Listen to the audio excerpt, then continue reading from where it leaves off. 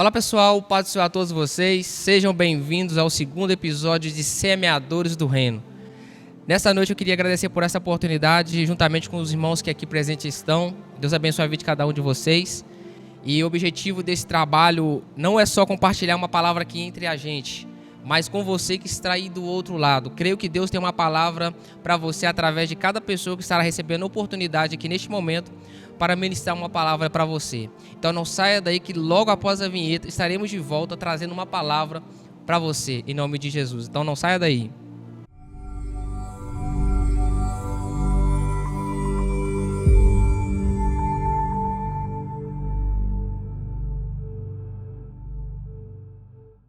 Então, pessoal, voltamos e antes de dar oportunidade para os meus irmãos que aqui presentes estão, eu gostaria de compartilhar uma palavra de Deus para você que está aí do outro lado, que se encontra em Jó, capítulo 5, no versículo 18, que diz assim: Pois é ele que abre a ferida, mas ele mesmo a trata. Ele fere, mas com a sua própria mão pode curar. Eu queria ler também aqui para você uma palavra também que se encontra em João capítulo 13, versículo 7, que diz: Respondeu-lhe Jesus: O que eu faço agora não podereis entender, todavia compreenderás mais tarde. Amém? Meu querido, eu não sei o coração de cada um dos irmãos que aqui presente está, não sei qual é a sua luta, não sei qual tem sido a sua peleja, mas eu quero ser bem rápido e objetivo na mensagem que Deus tem para cada um de vocês aqui e para você que está aí do outro lado. Talvez você esteja passando por uma luta tão grande que você tem questionado a Deus nos últimos dias: por que esse sofrimento? Por que essa luta? Por que tanta levante contra a minha vida? Por que tanto choro? E talvez você não está entendendo, mas até aqui é normal, pois a própria palavra diz que aquilo que Deus faz agora você não entenderá, mas lá na frente você vai entender. Em outras palavras, eu quero dizer para você que tem questionado a Deus: Deus, por que tanta dor? Por que tanto sofrimento? Mas eu quero que você entenda algo: quando Deus nos fere, vai ser a área que Deus vai mais nos usar nessa vida. Ah, não estou entendendo. Eu quero que você entenda o seguinte: que quando Deus faz uma ferida cicatrizar, Ele também está te dando uma credencial, Ele está te dando autoridade, ou seja, uma ferida cicatrizada, você também ganha um ministério. Mas por quê? Porque é muito simples. Quando você tem experiência numa área que você tanto sofre, você tem experiência, você tem testemunho para ajudar as pessoas que estão feridas na mesma área que você foi ferido. Então, quando a gente tem uma cicatriz já curada, você pode mostrar e dizer: ó, eu também fui ferido, eu também fui curado e também você também pode ser curado. Então, quando você pensar em reclamar das lutas no qual você está enfrentando, por favor, olhe com os olhos da fé e entenda que isso está contribuindo para o seu bem, para o seu crescimento, para o seu fortalecimento. Porque lá na frente, pessoas também vão passar pela mesma luta, pelo mesmo sofrimento que você está passando hoje. E você será colocada diante dessas pessoas, para erguer essas pessoas, para ajudar essas pessoas. Então entenda, a área que a gente é mais ferido vai ser a área que a gente mais vai ser usado para curar as outras pessoas. Lembra-se quando Tomé, ele precisou ver um milagre, ele precisou ver Jesus pessoalmente para acreditar que Jesus tinha ressuscitado, porque Tomé foi incrédulo.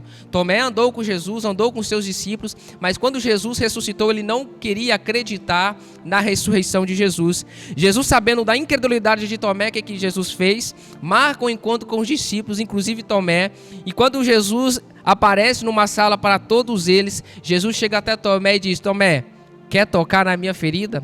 Hoje ela está cicatrizada, para mostrar para você que eu não tenho vergonha das minhas cicatrizes, porque elas comprovam que eu passei pela dor, elas comprovam que eu fui curado e elas comprovam que eu venci. Da mesma forma é com você. Então persevere diante dessa luta, dessa tribulação, porque Deus vai mudar o seu cativeiro, Deus vai mudar a sua história. Então, meu querido, clame ao Senhor, agradeça a Ele e sempre confie, porque você tem promessa de Deus. Que Deus te abençoe em nome de Jesus.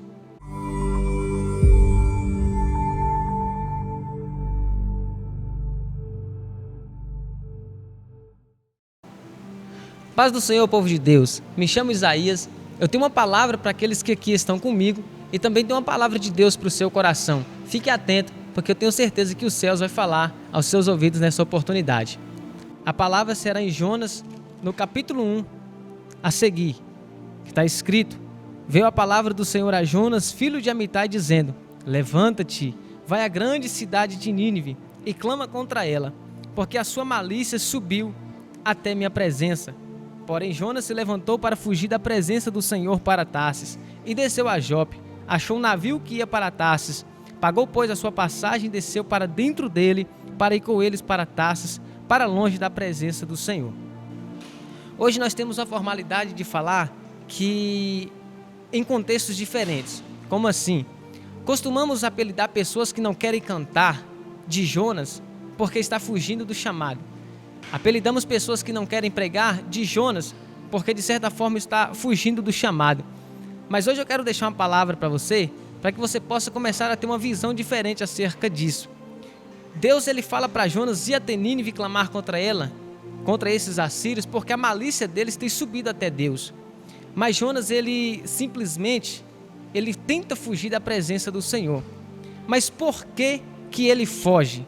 Não é tão simples, mas ele realmente desce para Jope, compra a sua passagem e vai para Tarsis. Definitivamente ele está dizendo: não, eu não vou para Nínive, porque ele está fazendo a vontade dele e não a vontade de Deus.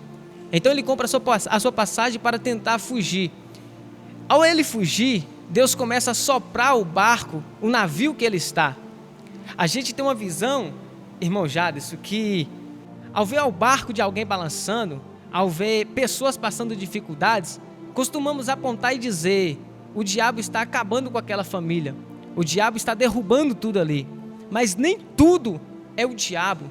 Tem coisas em nossas vidas, em vidas de pessoas no meio da sociedade, que é o próprio Deus, porque a Bíblia diz que foi o próprio Deus quem mandou o vento. Então o barco começa a balançar para todos os lados, para todos os cantos. Era Deus sacudindo tudo, por quê? Porque ele queria alcançar alguém que estava ali dentro de volta. Aí você para analisar a sua vida, você que está aí do outro lado, como está hoje? Será que não tem coisa demais sendo balançada aí? Será que Deus não está sacudindo tudo e você começa a achar que é o diabo, que é coisa maligna? Não.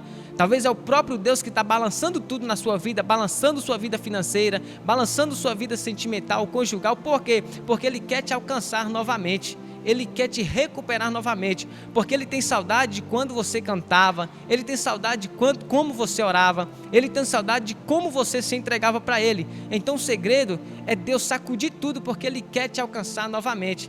Aí Jonas ele diz não, ele tenta fugir, mas Deus ele tem seus meios, as suas maneiras de recuperar aqueles que tentou escapar dele, recuperar aqueles que tentou fugir dele.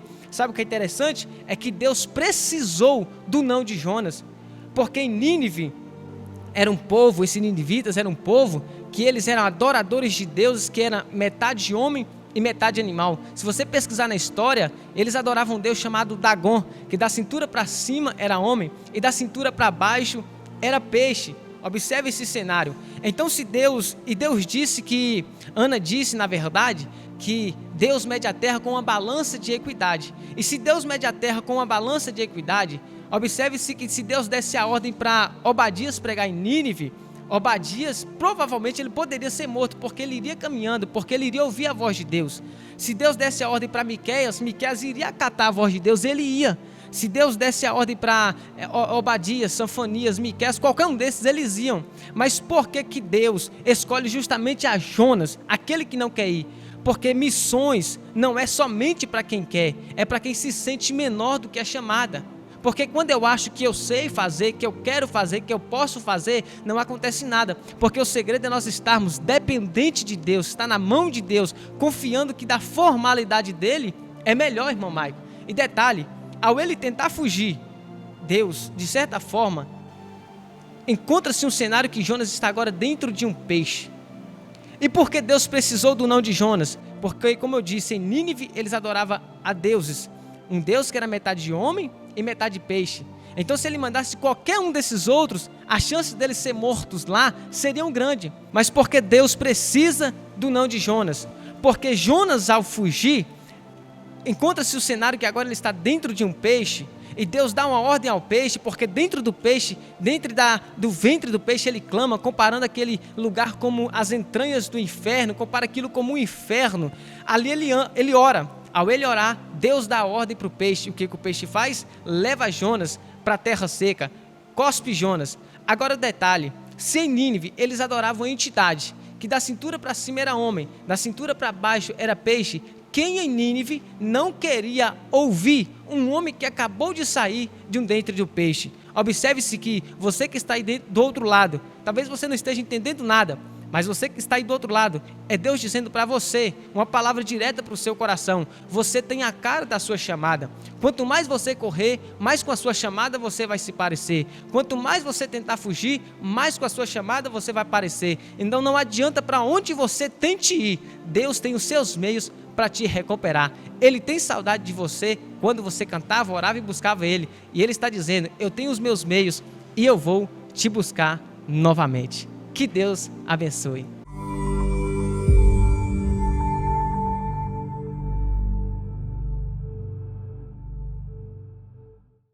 Meus irmãos, a paz do Senhor, meu nome é Jaderson, e eu tenho uma palavra de Deus para o seu coração, que se encontra em João, no capítulo de número 6, no versículo de número 47, que vai nos falar: na verdade vos digo, que aquele que crê em mim tem a vida eterna. Eu sou o pão da vida. Vosso pai comeram do maná do deserto e morreram. Este é o pão que desce do céu, para o que tem dele come e não morra. Eu sou o pão vivo que desceu do céu. Se alguém comer desse pão, viverá para sempre. O pão que eu der, a minha carne, que eu darei pela vida ao mundo.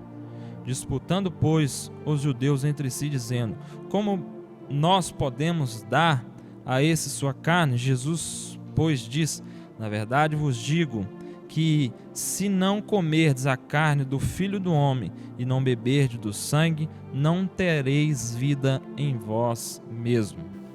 Então, meus irmãos, a palavra de Deus vem aqui nos mostrando, nesse capítulo de número 6, do livro de João.